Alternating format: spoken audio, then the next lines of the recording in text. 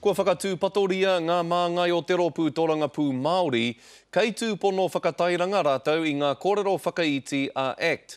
Kua whakaōhititia rātou e Tariana Turia, kai arahi i te ropu, whaimuri ho i te tautohe i puea ake i ngā rā tata nei e pāna ki tēnei pānui newspaper a Don Brash. Hei tā Turia, ki te kōrerotia ngā kupu whakaiti a tētahi atu, kei te whakatairanga kē koe i aua kōrero. The big concern that I have when you respond to negativity is that you do give it oxygen, and that if you're kind of annoyed with somebody for doing certain things publicly to gain votes, then you need to think really carefully about how you respond to it, because in the end, when you do respond, you give them more media time. And I think that as a political movement, we have to start looking at what our strategy is to close down negative debate.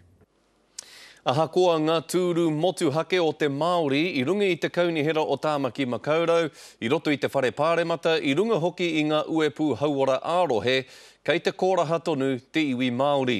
Koera te ia o tētahi tohe i rongohia ake ai i te whare pāremata i nā kua nei, i wainganui i te tumuaki tuarua o ACT, me te minita i ngā take Māori.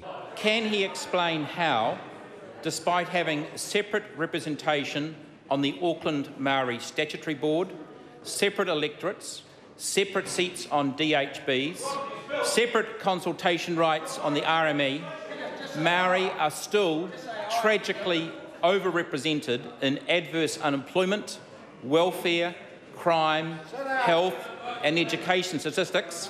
And isn't it time to realise that the special measures he supports have failed his Maori constituents that he claims to represent? The Honourable Dr. Peter Sharples. The special measures are very small compared to the battle in front to get Māori to be at achievement level of everybody else. So I think that's the sort of question you should be asking yourself.